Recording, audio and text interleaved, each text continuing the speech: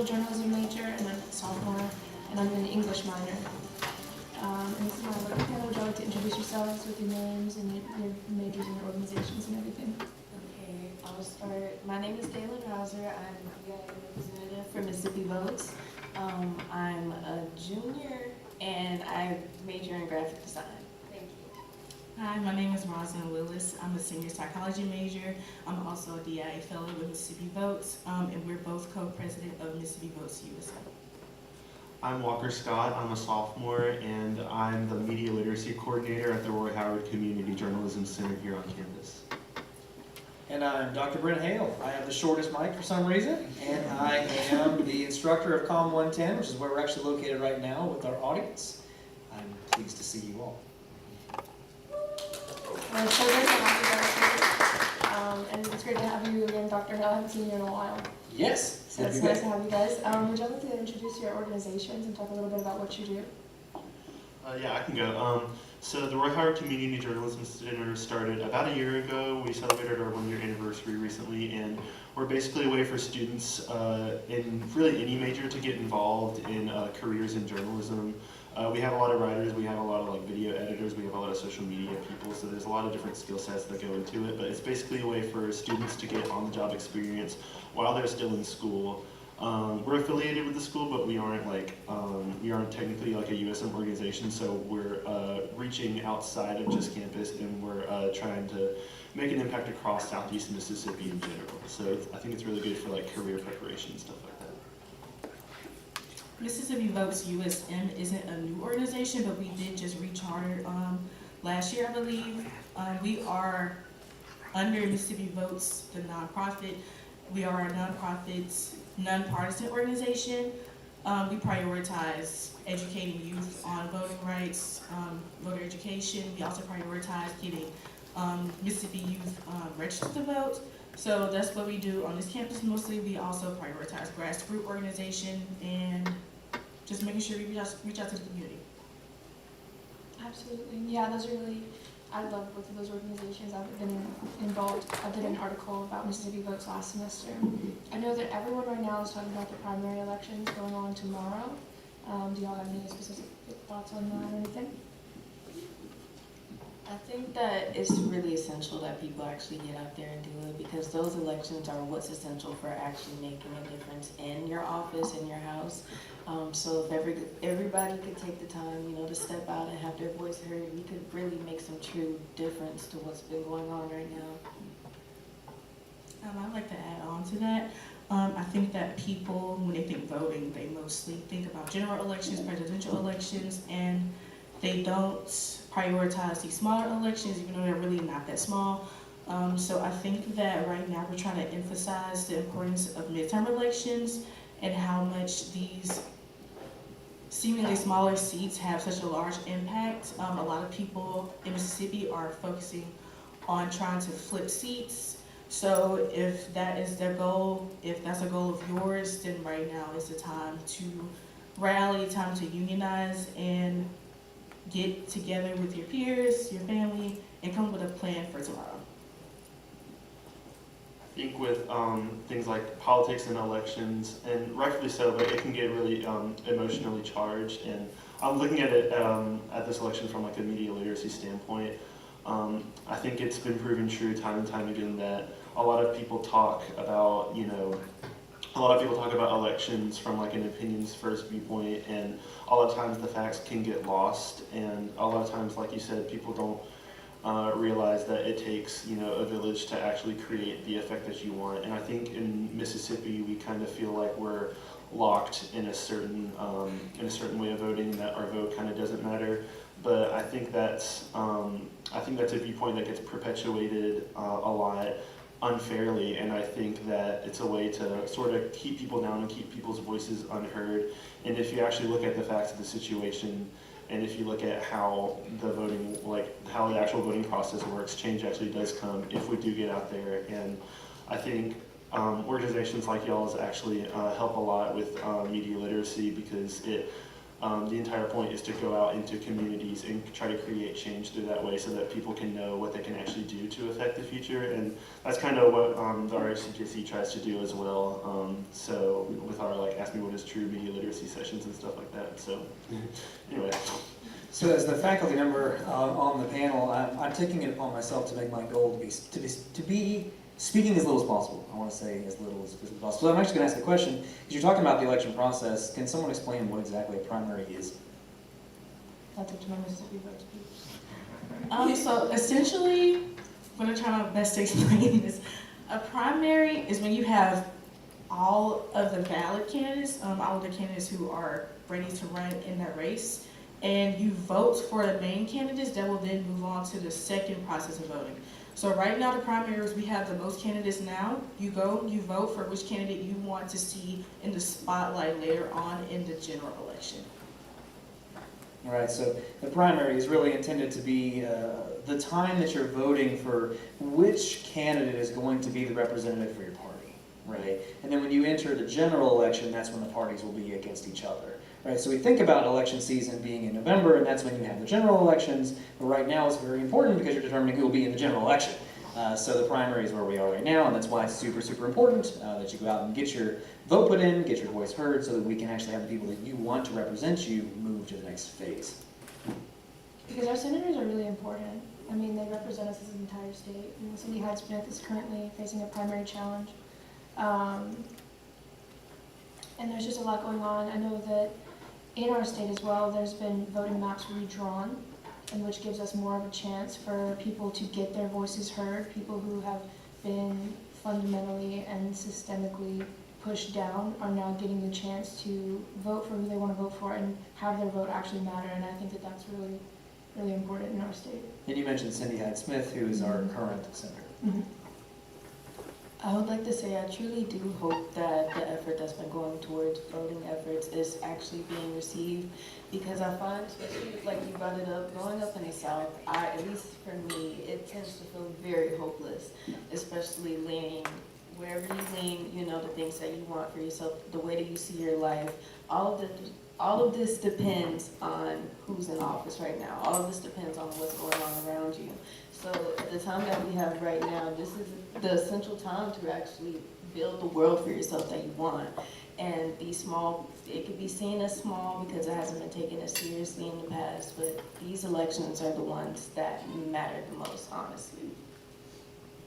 We try to, like, the RHCJC focuses on Southeast Mississippi, so we're focusing on, like only 10 counties out of, like, what, 82, 88, so it's, like, a relatively small sect of people in an already kind of small state in a really, really big country. But our entire, like, organization hinges on believing that those people are just as important as anybody else, and I wouldn't be working at the RHCJC if I didn't believe that. And I think again, like, that's what we have in common. Like, our organizations both believe that every single person is important, and that's the entire point of voting, to make voices heard, because every single voice is important. And if you want better things for yourself and better things for your family, you should be out there voting, because that's what's actually going to make a difference on, you know, a larger scale. That's like the translation from smaller scale differences to larger scale differences, I think. Yeah, so I would mention both to the audience here, but also anyone who may be listening, that when you get to November in the general election, that's not the time to start being frustrated. Because if you're apathetic now, that's why you'll get frustrated later. So it's really important to really look up who the candidates are, figure out what you want for the people who you would like to represent you. and cast your vote for that. You may not win. It's the way it works. It's the way that it works in a democracy. But it's important that you do get your voice heard, get your vote out there, because otherwise, you complaining in November doesn't change anything. Absolutely, I totally agree. I know that the theme for where y'all are focusing in class right now is media literacy. So what all have y'all gone over, Dr. Hill, and how does that relate to, like, what the Roy Howard Community Journalism does? We've touched on media literacy a couple of times in various ways, but we haven't really directly focused on that. That's really the goal today. So thinking about how media is produced, who produces it, what it looks like when it gets made. So maybe that would be a good thing for us to chat about a little bit. Maybe you would have something you'd like to add about, like, knowing how media is produced. Probably. So yeah, who produces like the media, like you said, is a really important factor to consider when you're looking at any sort of information. That's why we recommend that you don't just look at one person, because that's how you see like the same things over and over again, and that's how you stay uninformed rather than informed. So you try your best to look at like multiple different, not just viewpoints, but also like news sources, because even if something looks objective, that doesn't necessarily mean it is, because you're only working with the knowledge that you have, so you have to try and get as much knowledge as possible to like, you know, fill in the gaps that one news source might have left. Yeah, I think that that's really important, especially from a critical thinking perspective. I think if you're going into communications and if you're going into journalism, critical thinking and media literacy is vital to understanding the change that you need to enact. I would argue for a journalist, it's important, it's obviously critical to understand how media is produced, but it's also important to recognize the different voices that are at play and why their voices are what they are, what sort of money might be behind that, why these certain stories are getting out, other stories aren't, why they're bent in different ways, why it is the case that when you see a story from one news site and a different news site, they're saying the same thing but differently. Right, so kind of really recognizing the way that that was created and who that's meant to satisfy, whether that be the audience or the intended audience of that, or the people who are actually making the judgment calls about what goes out. Maybe Jeff Bezos has decided to lay off a whole bunch of people, for example, and that's now gutted a particular news organization. So, like, thinking about why it is the way that it is. Absolutely, yeah, that is really important. And I guess on that note, we'll get into some headlines and how we feel about them. Do y'all have any specifically that y'all have been, like news that y'all have been following recently that's really caught your eye? Like I know that people are all online talking about, I think in every single episode in the past month, we've talked about the Epstein files. And then of course recently we're at war with Iran, or getting to a place where we are attacking and bombing. How do y'all feel about these things? And have people been talking about them? I definitely feel like with the war in Iran, I think that a lot of people are very ill-informed are on our position in it at the moment. The people that we have to look towards to protect us are the people that we should ask the real questions to. It's no point in, I would say, panicking yourself, because the only thing we can do as a citizen is to stay educated, stay protected, and keep that in mind. But if you want to make a real difference, if things like this upset you, then go to the office to cast that vote, you know? And I would also like to add on to that, I feel like Americans, especially the younger generation, have been so desensitized to tragedy that we are not taking this as seriously as we should. And I think it's important that people realize the severity of the situation. War is not a joke. It's nothing to post memes about in TikTok comment sections, and unfortunately, it's seen a lot. And you see it in different forms. You see people making jokes about it to lessen the severity of the situation. You see people saying that it's a cover-up for the Epstein files instead of just recognizing it as its own separate event. So I feel like things like that pull attention away from the exact issue at hand. So I feel like when talking about these things, it's important to have your facts straight. It's important to be looking at the right sources, which are the impartial sources. Even if you believe that your opinion is the right opinion is not fact. So it's very important that people are getting their sources from the right places, talking to people, hearing different opinions and such. I really like what you said about war is not a joke, because I feel like on the internet we like kind of tend to make jokes about everything, and sometimes people really can't read the room. Like I saw one person say like, we're on Iran, like me in my room, and it's like an animated like girl like brushing her hair or something like that. Like, girl, come on. And I saw another one that I don't know, like just dehumanization. I think is like a big factor into like how these wars even get started in the first place. And I feel like a lot of times, you know, maybe like the people who actually make decisions, you know, don't see the people that they make the decisions about as human, and because they're so powerful, their opinions become really dominant, and they end up trickling down really easily into our own opinions. And so we let stuff like this just sort of happen, and because we already think, you know, we can't do anything about it, we don't even bother voting, and that just kind of lets it happen. You know, we give them permission by not even trying to like fix it, if that makes sense. So I'm actually going to ask the audience a question, and then I'll have to relay the answers to the radio. So how did you all find out that we were at war with Iran? How did you find out? Instagram. Via Instagram. Well, how did you find out? So a TikToker. From Twitter? My brother's in the Marines, so he texted my dad about it. Okay, so you found out from someone who's in the armed forces. Yeah. Armed forces. I was actually looking at gas prices, and I asked my dad why it's so expensive, and he explained it to me. Okay, so you saw gas prices were ridiculous and you asked your dad to explain it, which is true. Gas prices are in fact ridiculous right now. We can talk about that if we want to. So how else did you find out? Yeah? My boyfriend got a text from his mom saying, go get gas, because Okay. in 2 days you're doomed. So you said your boyfriend got a text from his mom about going to get gas. So again, gas prices were clearly front of mind. How else did you find out? Did anyone not know until this moment? And you can totally admit that. Did anyone not know we were at war with Iran? Raise your hand. Okay, so everybody knew about it. Do you know what I didn't hear? Do you know what I didn't hear? I did. What did we not hear? News. The journalists. We didn't hear anything from the news organizations. It was from social media. Now, maybe you said Twitter or whatever, and you actually meant a journalist. Maybe you meant that, but maybe not. So, like, this is why why it's important to talk about media literacy, is knowing where that information is coming from. The fact that we were at war, whether you found that out via a meme or you found that out via a journalist or whatever, the underlying truth of the fact that we were at war is still the truth. So that was good, that we found that out. But it's all the other things that are a concern, like why? Or what does this mean? Is this important? Is this something that we should make memes about, right? Like, that is where we have to really stop and think about where we're getting our information from. What's the quality of that information? Is it something that's actually useful to you or not, right? But I was curious if anyone was going to say from like the New York Times, or I found out from the Associated Press, which, no, pat myself on the back, okay? I got it from a news organization, but like, that is the reality of journalism today. Sorry, I don't know why I got on that soapbox, but go ahead. Okay, I understand. You want to speak? I would like to add in, I do feel like what you were saying, I feel like there's a battle on empathy at the moment, especially among the common society. And as you said, we've been desensitized to tragedies at the time. And as you said, it's not being reported to on the news.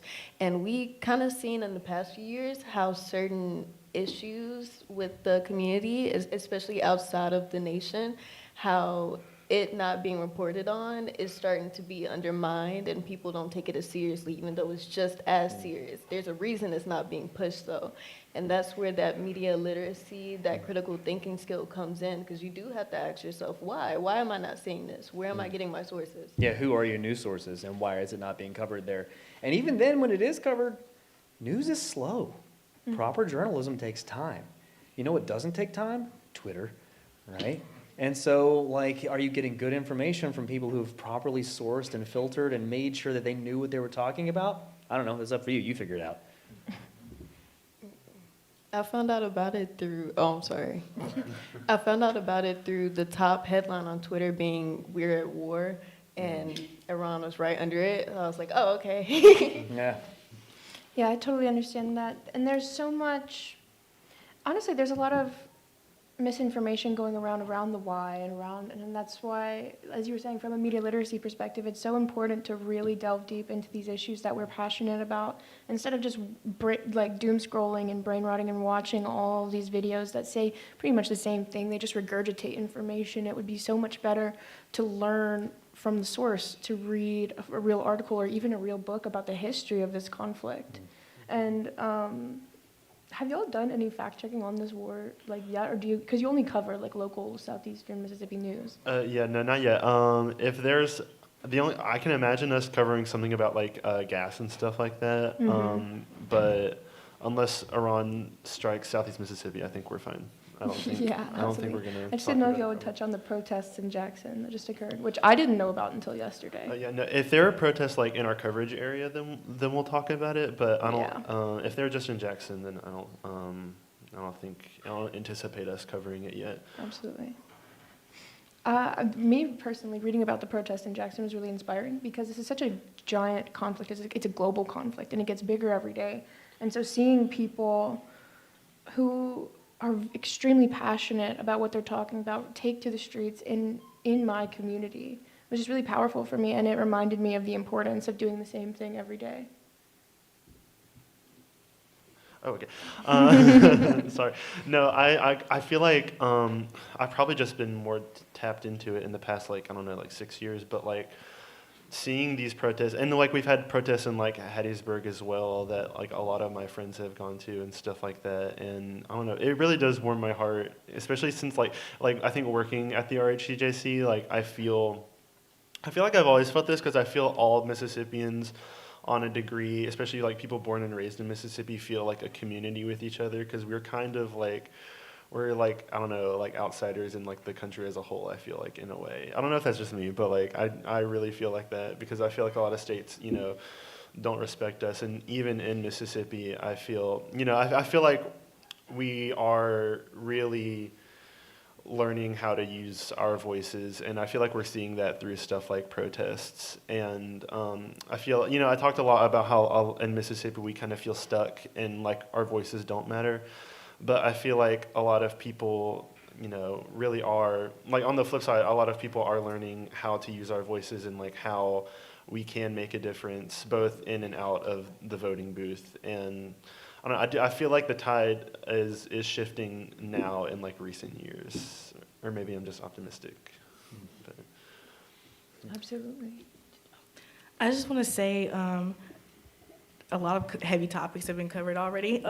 So when you're on social media, there tends to be a lot of fear mongering, so it's important that people remember to have hope. And if you're looking at people protesting, you're like, oh my gosh, I hate that I missed this. I have been missing protests that I've been wanting to go to because of other circumstances. But it's important to know that not everybody needs to be the protester. Not everybody needs to be the protester. Someone could be the person calling their representatives. Somebody could be the person making changes in their community. Someone could be that person reaching out to that one person that's being really stubborn about this thing. So just know that if you feel like you're not doing enough, if you're doing something, you're doing enough, 100%. And I feel like you worded it perfectly, because I was going to mention right now when it comes to protesting for people, it's been really heartwarming, like you said, seeing other people stand up for the people that can't protest. There's a lot of people that can't go out there and speak for themselves because of concern for their own safety. So this time right now, we're really starting to see how many people truly care about the people around them, because those are the people that are stepping up to actually make that voice for the people that are unheard right now. Yeah. And at a minimum, again, vote. Yeah, absolutely. That's the easiest thing. And I'm not saying vote in any direction or for anything in particular, but to get your voice heard, right? It may be the case that you support certain things. Maybe you don't support it, but I do support it. We're going to vote opposite directions. That's okay. That's still being represented, right? So it's important to do that. I totally agree. And I also think it's really important that we, as a people, are able to have trust, not just in our government, but in our media sources. I think that we struggle with a lot of bias within popular news that we read. Most of the main news sources are going to represent information in a way that suits their narratives and their needs. Under the Roy Howard, don't y'all have like a fact-checking thing? Can't you call in? Oh yeah, we have like we have a hotline, and we have a little like form that you can fill out on our website if you want us to fact check something. And can I just say, like, I was thinking about this earlier, so I'm glad you brought it up again. But like, I really do think trust is a really, really important ingredient in our organization, because when you talked about like getting news from like your dad or something like that, like there's a reason you trust news from your dad more than you trust news from like, I don't know, any news organization or like Twitter or something like that, because you know, I feel like a lot of people just see news and assume that it's biased, which is fair. You know, a lot of news is biased, but also like your dad is also biased. Like we can't ignore that. But you trust your dad because you've known him for so long, or you trust your mom, etc. And so like having a news source that can, you know, be objective and serve the people that it's meant to serve, which is the entire point of news, having that trust built with an audience is going to make your news more trustworthy, I think, and it's going to I think it's going to help reinstate trust in journalists and in news sources in general. I I agree. I think the distrust just runs really deep due to, struggles with legislation and the current administration. And then when it's represented in a biased way, it's hard to trust the media sources that it comes from. And so I found that it's really easy for people, especially of my generation, and I've talked on this on News You Need, like literally 4 episodes in a row, I've talked to people about it. But it's just that everyone is more willing to believe conspiracy theories than they are to read the news. Like they're more willing to just take someone on TikTok that is a person at face value than to read from a news conglomerate. And it's understandable, it really is, but it is a disease. And how do y'all think that we should go about, not only rebuilding that trust in government legislation, but within media organizations? What would bring trust to you in a piece of media? Because I've been thinking about that a lot. I've been thinking about what would make me trust the news more. Where could I find news that I find to be trustworthy? I would say you would question their intentions for the citizens that they're hosting that information to. What's their intention, But I did want to touch on what you said, because I feel like, for example, the Epstein Files is a really good example, because people, when it comes to conspiracy theories and like sensationalizing a situation, people really enjoy the headlines of it, but the thing, especially with this specific situation, it's not something to joke about. And no matter how crazy the headline is or what the truth is, it's not something to make a joke about. And I feel like people are becoming desensitized to these disgusting things because people are like starting to make jokes about it, and the media isn't taking it as seriously either. So there's not really a guide for society to understand where we're supposed to be on these types of things. Nobody's on the same page right now. I think it is the case that the media, in a big sense, journalists do take things seriously, but it's very hard to get through everything else. There's so much noise, right? It's way more tantalizing to have someone tell you some conspiracy. There's some massive conspiracy, and there's this web of things, and they're all lizard people at the end of the day. Like, that's just entertaining, right? That's entertainment. And at the end of the day, the algorithms, since most of you said that you learned about the war in Iran through social media, the algorithm is just meant to give you entertainment. That's the point, right? So it gives you what you want, and what you want is entertainment. I'm going to guarantee you that if you open up your phone, you start scrolling, some of you are probably doing this already, and you're going through Instagram, it's just going to be mostly entertainment, right?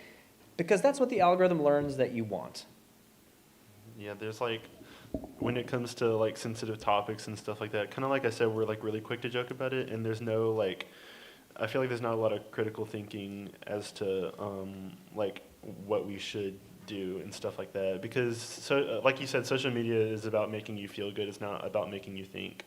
And the social media like apps and stuff, they don't care about your own mental well-being, because they prioritize money, and they prioritize likes and clicks and shares and engagement and stuff like that. And obviously you're going to engage with the more sensational stuff over the stuff that makes you think. And when you don't engage with the stuff that makes you think, you get trapped in echo chambers, and you get trapped in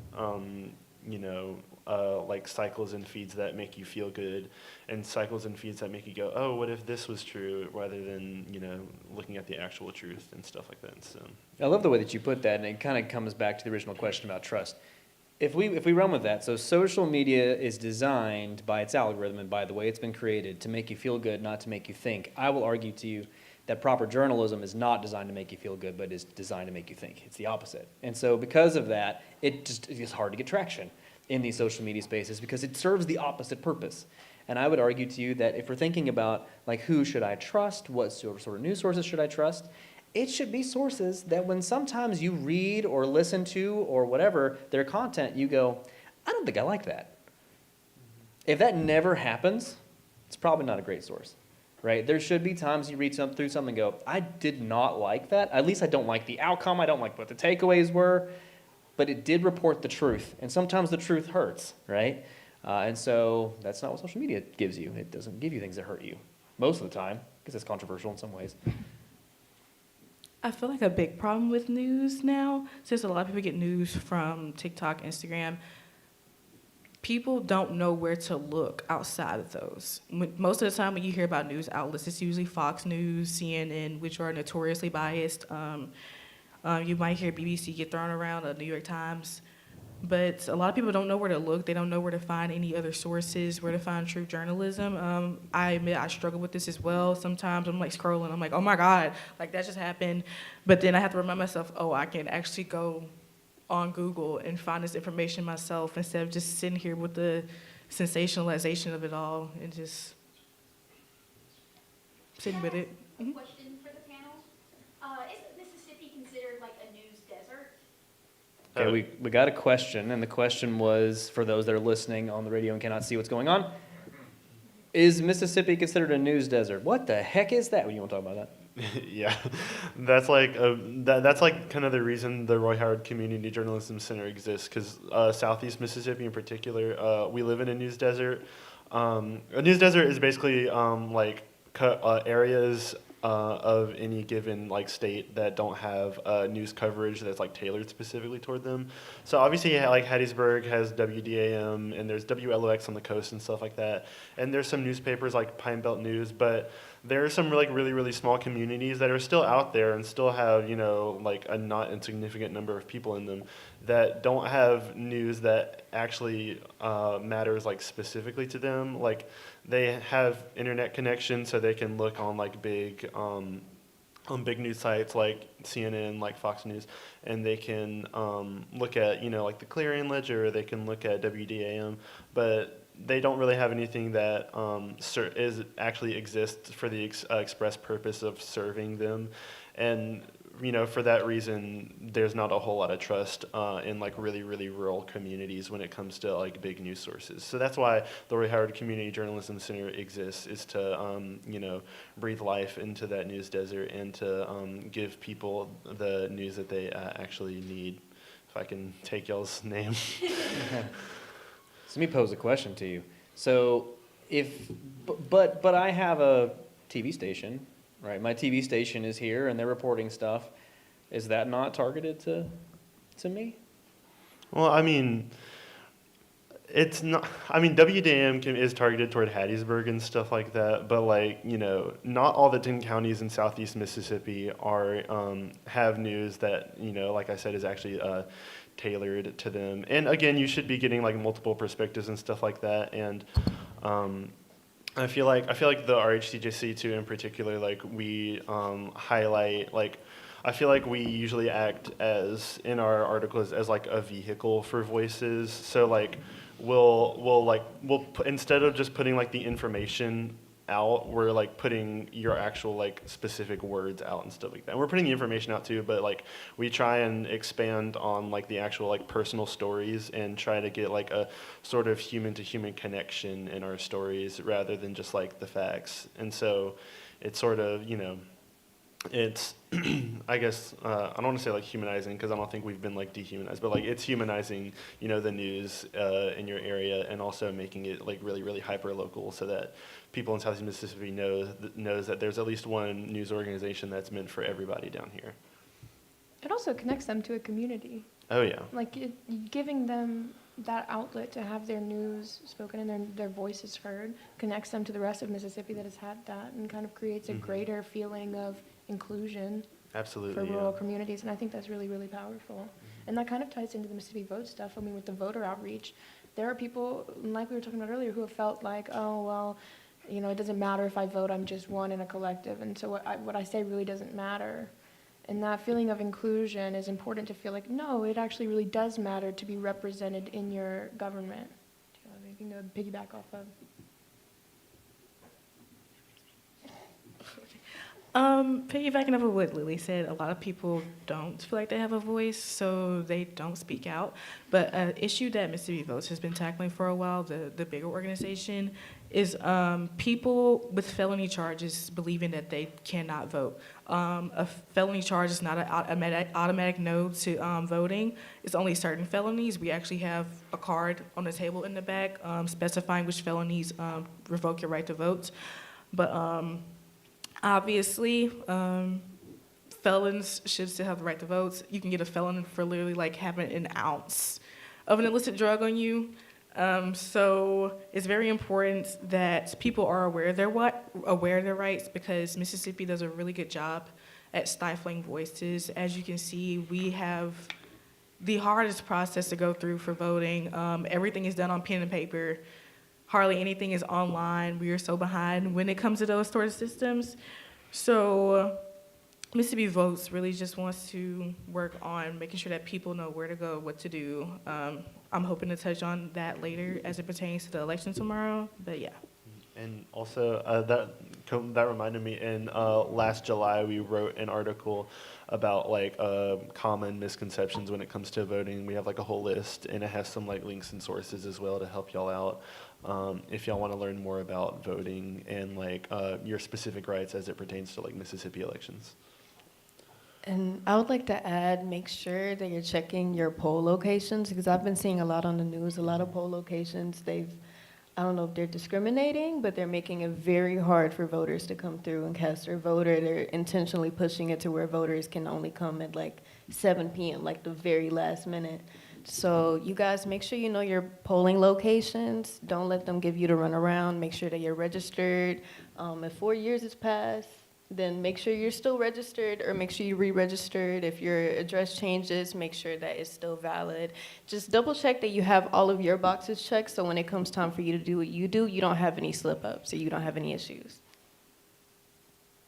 You can also find your polling location on the Secretary of State website for Mississippi. I think all you need is your address, and it should give you your polling location. If you voted in a general election for 2024, we no longer vote at that building on the Trace on campus. We vote off campus now. That goes saying how Mississippi makes it really hard to vote. So if you don't have a reliable source of transportation and you want to vote tomorrow, I would suggest looking into that. If you stay on campus, if you stay off campus, please know where your polling location is. I don't know if this has changed, but I do believe if you are in your polling location before 7, they are not allowed to turn you away. So please get in there before 7 p.m. Yeah, that's a lot of really good advice. Is there any other closing thoughts y'all want to have before we move on to some other current headlines? Okay. One that caught my eye yesterday while I was working on topics was U.S. carries out another boat strike, killing 6. The attack in the Eastern Pacific was part of a continuing campaign by the U.S. Southern Command to target people suspected of smuggling drugs and raise the overall death toll to at least 156.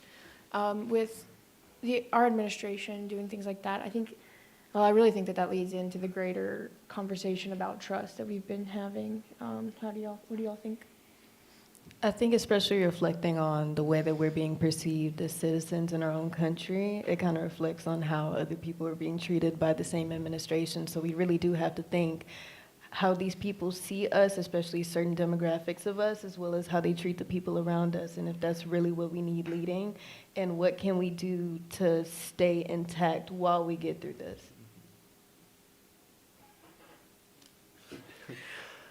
Okay, I think I talked about this last time I was on this show, actually.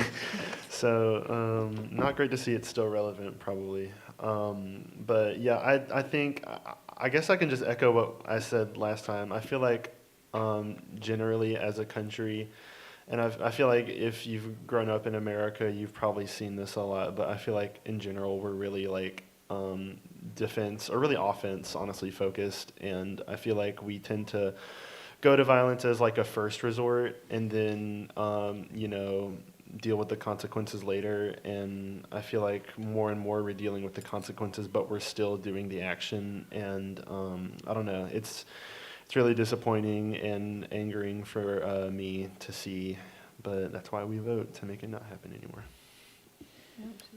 Yes, I had something similar to say. I think that people view Americans as like these violent warheads, and unfortunately, based on the government alone, that is what the United States is at the moment. Seeing that number 6, that should be a big deal. That should be like across headlines, but it's not, because America is so used to death at this point, even for our own citizens. So, like Walker said, it's important that we get out to vote if this matters to you. If anything covered today matters to you, if anything not covered matters to you, just go vote tomorrow, please. Please, please, please. Absolutely. And I like to add, some guys, especially if you are into the news and you see a lot of headlines, I understand if you can get a bit of exhaustion. So make sure you take a break from seeing these things and make sure that you're taking care of yourself and you don't let everything going on around you take away from the life that you are living right now. I really want people to keep that in mind because especially in times like this, especially when the administration first began during these little time frames, that's when people are the most vulnerable. So you have to take care of yourself as well as the people around you. Absolutely, Dr. Hill. Yeah, important to take breaks, but not right now. Right now we're going to lean into it. So like, all right, pop quiz for my class. Again, we're in COM 110. We're in my class for those that are listening on the radio. So we have how many supposedly co-equal branches of government? How many branches? 3, and they are what? The judicial branch, the legislative branch, and the executive branch. But in reality, right, so this is a conversation that we've been having since we were still hosting the show, in fact, back in the day. And we have one branch that is just given up. One branch, well, no, they're still doing some of their job. But one branch has just entirely given up. And that's the legislative branch, right? The legislative branch, and this is part of really what you all are getting at when you're talking about going and voting, is voting for the people who are in the legislative branch. I would argue, and this is not taking a stance, this is just to do their job, right? I would argue that in the case of what's going on here, thinking about these boat strikes, whether Congress decides that's fine or not, Congress should decide that. There should be oversight over the executive branch. And right now, in the way that our government functions, the executive branch has a tremendous amount of power, and the legislative has just relinquished all of theirs to the executive. And I think it's really, really, really important for me personally to be thinking about people who should be going to Capitol Hill to do their actual jobs, as opposed to going there just to sit there, right? Or to be patsies, right? I think it's important to actually do something. Again, I'm not saying, and I would argue this is not okay and we shouldn't be doing this, but I don't think that's not really even the point. The point is that Congress should have some oversight over this to say whether this is okay or not. This is an ongoing conversation, in fact, about the war, right? Which was, there were bills that were voted on in both branches, or both in the Senate and in the House, and they both failed, right? To actually put some restrictions on this and give Congress some more say. And they were like, you know what? Nah, let the executive do what they want. And I think that's really, really, really dangerous. Super, super dangerous. We've been talking about this for a long time. Dr. Simpson is sitting in the crowd. How do you feel about that? Thumbs up, thumbs down? How do you feel about what I said, and then how do you feel about the executive branch having all the power? So I got 2 thumbs down on the ladder, 2 thumbs up on me. That's a personal, yes, I appreciate that. That's good for me.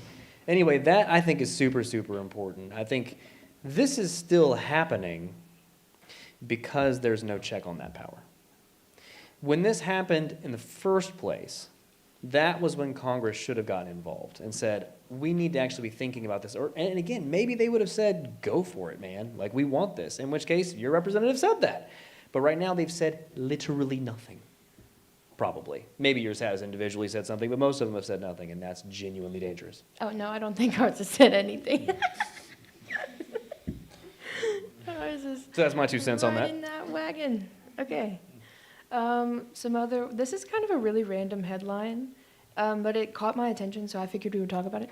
So they are introducing bills right now where if a parent who is behind on child support in Mississippi goes to a casino and wins big, they're taking those earnings to go, they're taking that to go towards your child support. So yeah. Lawmakers in both chambers of the Mississippi legislature have advanced bills to intercept gambling and sports betting winnings from parents delinquent on child support. And some lawmakers have pushed for years to pass very similar bills. How are we feeling about this? That's the first I've heard of that one. Yeah. That totally missed me. I did not see that one. I was looking at Mississippi Today yesterday, and I was like, whoa, that's Huh. interesting. I know somebody's dad was mad.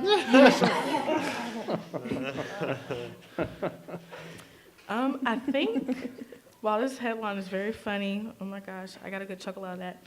Um, I think it points to a bigger issue. What about free school lunches for kids? What is being put into the children of Mississippi already to the point where we have to be taking jackpots out? There is a lot more that could be done to protect the kids in Mississippi instead of worrying about the other things. A lot of money is not being allocated into the education system. Of course, there's only so much you can do in the home, but there's obviously still work you can do there. But I came from a lower income public school, and I can say that there is so much that could be done there. I think for the 5 years I was there was no air conditioning in the gym. School lunches were not good. I would come in there, roaches on the burgers, hello. So, there's a lot that could be done. But, a push forward is still a push forward and not a step back, so. I know that gym smelled crazy. But, yeah, I think that's actually, like, so genius of you to bring up because, like, I think this feels like just a way for the government to not have to pay for it. Like, is that just me? Because, like, the money's not coming from the government, and it's not, like, I'm not a huge fan of, like, gambling in general, like, personally, so I'm kind of like, you deserve it, and your kid deserves it, but, like, also, there's, like, a billion other things. There's a billion other bills that need to be passed before we do this, like, Mad Libs style, like, takes money from gambling. Like, what? Come on. So I was going to mention, so you brought up education, and the way that you phrased it, I wanted to caution us to be careful about whataboutism. But you're in the right area because there was other legislation that our legislators in Mississippi were looking at about increasing teacher pay. That was, in fact, some legislation that was being considered, and it failed in both chambers, in fact. And so it was interesting that you brought that up. Like, in fact, education was something else that was on the docket and was clearly deprioritized for this. So that's interesting. And I think that's just really powerful as what is wrong with our society, specifically in Mississippi, because, there's been books about this, but Mississippi is like a closed society, so the idea is that we're a few years behind every other state. But this isn't just a Mississippi issue. It's that, like, number one, what is wrong with our government that we don't want to give money, like public funding to schools? Number two, when it trickles down, what's wrong with our parents that don't want to give their kids their earnings? It's like a reflection of a bigger issue, I feel. Like, children are fundamentally ignored and neglected. And why is that? Because they are one of the most important parts of our society, and they will advance what we teach them. Well, that was thought-provoking. I'm going to have to think on that one. What I think is really interesting about that is, like you said, children are so mistreated, especially for them to be the future that we have. And I think that it is intentional. Like with the teachers not wanting to raise pay, that's the main issue with media literacy today. That's the issue with critical thinking today. They're not treating the teachers properly because they don't value actually teaching. They don't value actually educating. It's more so kind of propagandizing, I think, or, more so trying to push everybody in a specific direction. That's why we have certain books that are banned. That's why we have certain information that's been outlawed to teach, and that's not correct, especially if it's actually correct to history. And so we have to look at these things and ask why. These are not all isolated events. These are all connected to follow one agenda, and we have to question why and what we can do to face that. And I kind of said earlier, like, Mississippians are all kind of like a pack compared to, like, the other states. Like, I feel like we're kind of separate, kind of like you said, like a closed society. But also, I feel like, and when we were talking about, like, trust in, like, news sources, I feel like a lot of politicians leverage that trust and leverage that, like, Mississippian identity to, in the end, screw over Mississippians once they get voted into office and stuff like that. And that's why it's, like, really important to actually be informed on the practices of politicians rather than just look at the messaging that those politicians are sending out about themselves. Because if a politician's talking about themselves, it's going to be positive. Like, they're not going to tell the entire story because they want your vote. So you have to actually go out there and look for it yourself. And then only then can you actually make an informed decision. Ooh, that was really good. And to come back to the earlier point, that requires actually doing some work and looking at things and reading things that isn't just entertaining, right? And that means getting out of the mindset of I have to be entertained all the time and actually to genuinely care about things that are going on around you. Absolutely. We got a student question?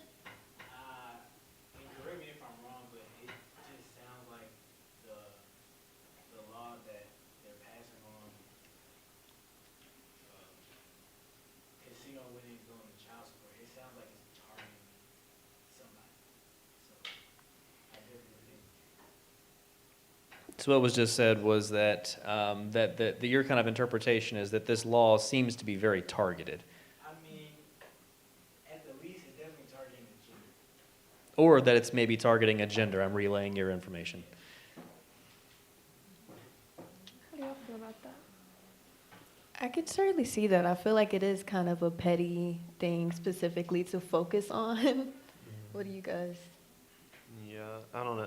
Cause I was reading up on it because this was the headline that I was like really confused about when you sent out the questions earlier, and I was reading up on it, and I think I saw somebody say like this is just a way to like redirect the money that would have already been spent on the kid and stuff like that. And I'm sure not all of it is it feels like a really roundabout way to, I don't know, enforce like. Child support. Yeah. It's such a weird way to enforce child support, like specifically casino winnings. And it's Like, also this is a personal case. yeah, and like it's all like luck based, and the odds like aren't in your favor, but also like it's money that you are earning that's like being taken away from you, and you know, if you owe money on child support, like you know that's one thing, but also like.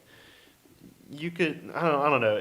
None of it really sits right with me. This doesn't feel like the way it feels kind of dishonest, and it also feels a little bit like gambling with like kids' futures in a way. When you could just like rather than you have a chance at winning big and in a roundabout way supporting your kid, we could have the government actually like help us.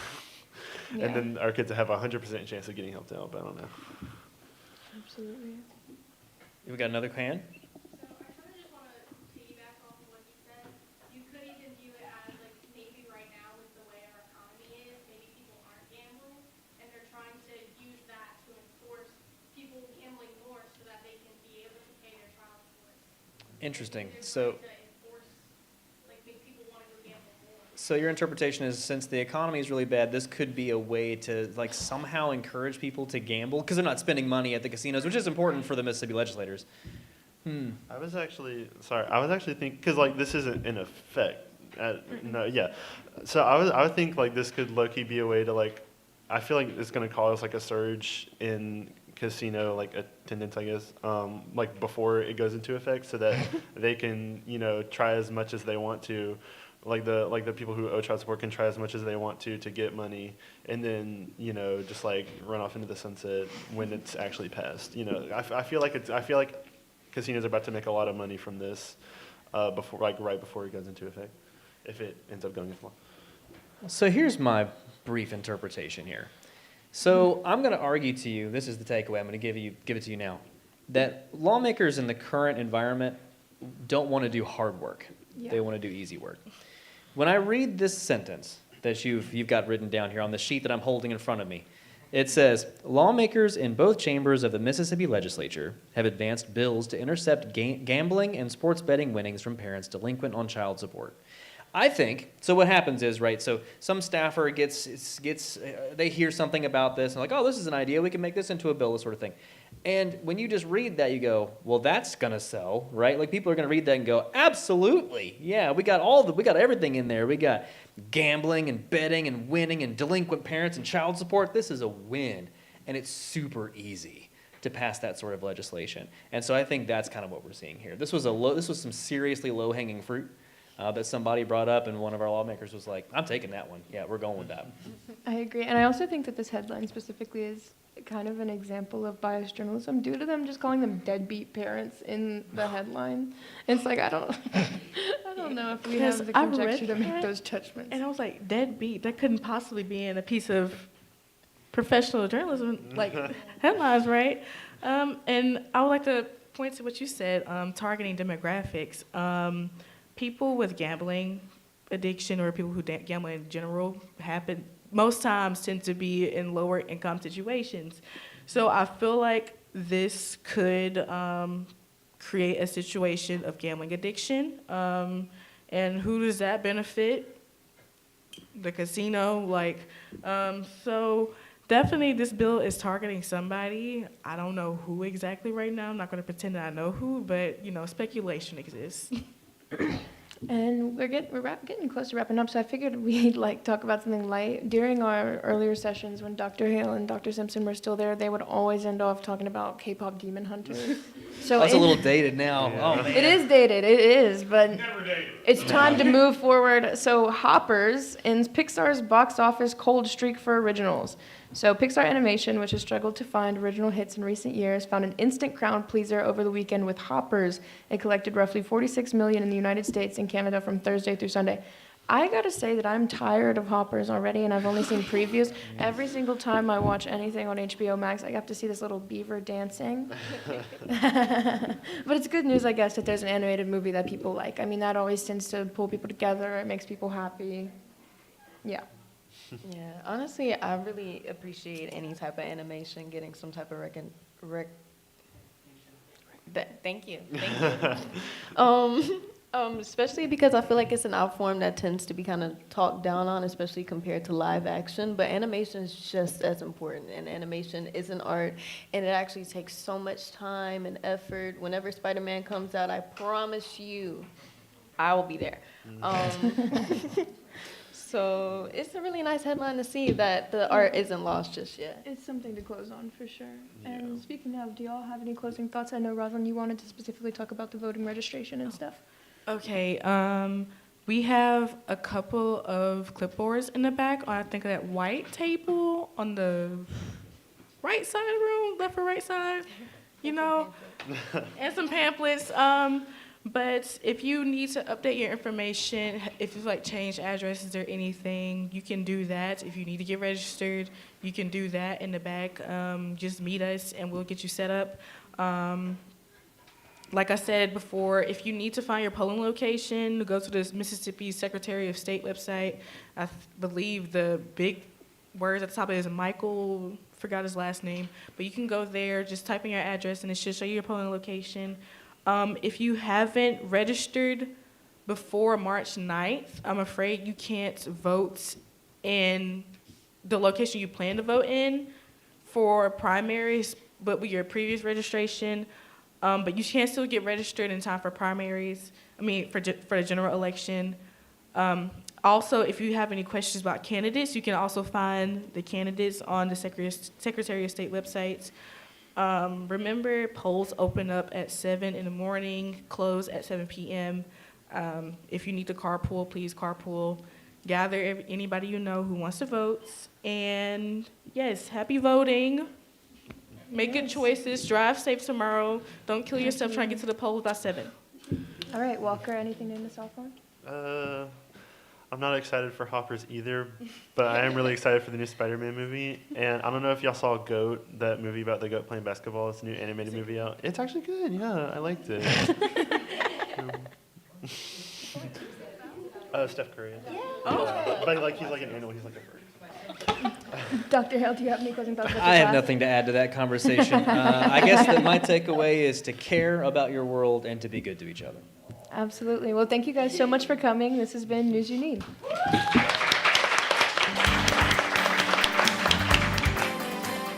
This has been News You Need with Lily Burkhart. News You Need airs Friday afternoon at 12:30 on Southern Miss Radio.